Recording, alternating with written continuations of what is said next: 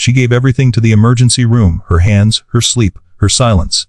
One mistake, one moment of choosing a human life over cold policy, and she was fired in front of everyone. Her badge was taken, her name erased, her dignity questioned. But somewhere far from the fluorescent lights of the ER, a man trained for war woke up asking only one question. Where is my nurse? And when he didn't get an answer, everything changed. Before we begin the story, where are you watching from today? Let us know in the comments.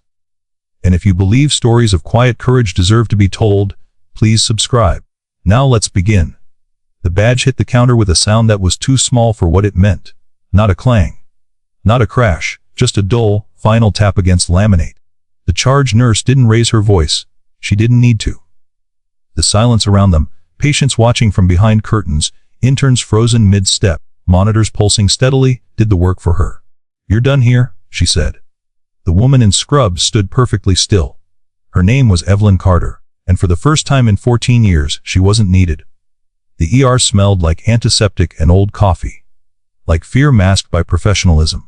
Evelyn had lived in that smell for most of her adult life. It clung to her hair, her hands, the soft fabric of her scrubs that still carried a faint smear of dried blood at the cuff. She didn't argue, didn't plead. She reached up, unclipped her badge, and set it down gently, as if it were something fragile. As if it still mattered. A young resident nearby swallowed hard. Someone looked away. No one spoke. Evelyn turned and walked out.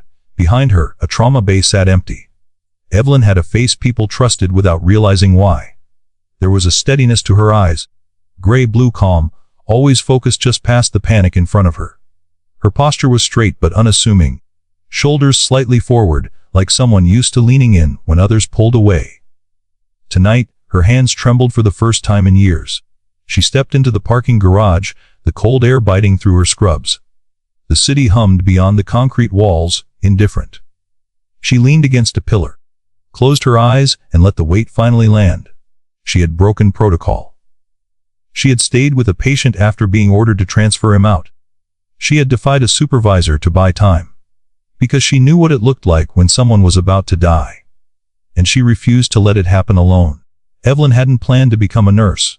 She'd planned to become a wife. At 23, she married Daniel Carter, an army medic with a crooked smile and a habit of tapping his fingers when he was thinking. He smelled like dust and metal when he came home, like places that didn't make the news. They talked about children, about a house near water, about a future that didn't involve countdowns. Then Daniel deployed again. The knock came 6 months later. After the funeral, Evelyn couldn't stand silence anymore. It felt too much like waiting. So she went where silence was never empty. The ER. She learned to read bodies the way others read words. A tightening jaw. A flicker of the eyes. The way pain hid behind politeness. She learned how fear sounded when it tried to be brave. She learned how soldiers carried war inside them long after their uniforms were gone. Some nights, when helicopters passed overhead, she could almost hear Daniel's voice telling her where to stand, how to breathe. She never told anyone this. She didn't have to. The patient that night arrived unconscious, blood pressure unstable, body marked by scars that told a story no chart ever could. The intake form listed him as John Doe. But Evelyn knew better. She recognized the signs, the posture even in collapse, the old fractures, the discipline etched into muscle memory. She noticed the tattoo half hidden under dried blood, the one most people would miss. She'd seen it before. Not the design, but the meaning. Special Forces. When the attending physician ordered a transfer due to insurance complications, Evelyn felt something cold settle in her chest. He's not stable, she said quietly. The order stood. She stayed anyway. Held the IV steady when his vein collapsed. Monitored his breathing personally. Whispered reassurances he couldn't hear but somehow needed. When her supervisor found her, standing between the gurney and the door, the decision was already made. Rules were rules. Humanity was optional. By morning, Evelyn's access was revoked. By afternoon, the rumor had spread. She got emotional. She crossed a line. She thought she knew better. Evelyn packed her locker slowly. Each item felt like a small goodbye, a pen chewed at the end, a faded photo tucked behind gauze. A spare pair of socks she kept for patients who came in soaked and shivering. As she left, a janitor nodded to her. A security guard avoided her eyes. Silence followed her out. 2 floors above, the man from Trauma Bay 3 opened his eyes. Pain registered first, then awareness, then memory, sharp and unwelcome. He tried to sit up, failed. "Where's the nurse?" he rasped. The doctor on call glanced at the chart. "Which one?" "The one who stayed." No answer came quickly enough. By evening, the hospital administrator stood stiffly at the foot of his bed as the man, now fully awake, listened in silence. His name was Colonel Marcus Hale, commander, decorated, respected in rooms that decided fates. When he heard Evelyn had been fired, he said nothing at first. Then he reached for his phone. By the next morning, the hospital's tone had changed. Phones rang longer. Voices dropped lower. A black SUV idled outside the main entrance. Then another. Men and women entered the lobby without insignia, without noise, but with a gravity that bent the air around them. They didn't ask for administrators. They waited. When Evelyn arrived later that day to retrieve paperwork, she felt it before she saw it. The still tension. She froze as a man in civilian clothes approached her. Tall, controlled, familiar in a way she couldn't place. "Mom," he said, respectful. "Are you Evelyn Carter?" She nodded, pulse loud in her ears. "She's with me," he said to the security desk. No one objected. They brought her to the trauma wing. Past nurses who stared. Past doctors who suddenly remembered her name. Colonel Hale was sitting upright when she entered. For a long moment neither spoke.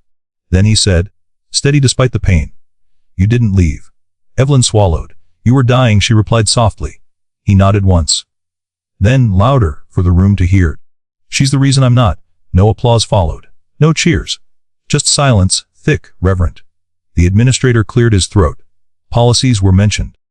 Procedures cited. Colonel Hale listened, then said calmly, "In every place I've ever been, the people who save lives don't hide behind rules. They stand in front of others and take the hit." He looked at Evelyn. "Some battles don't make the record," he said, "but they still matter." The reversal was swift. Public apology. Immediate reinstatement. A commendation quietly added to her file. But the real moment came later. As Evelyn returned to the floor, badge clipped back in place, something extraordinary happened. One by one, staff members stood.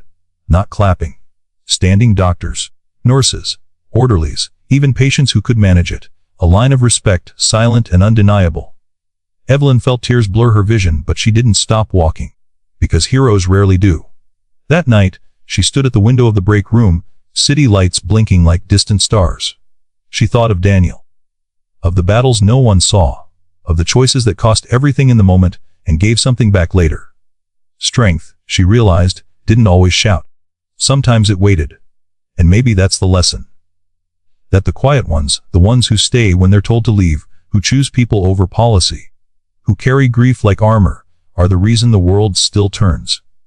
If this story moved you, tell us where you're watching from. Share your thoughts in the comments. And subscribe for more stories that honor the silent heroes among us.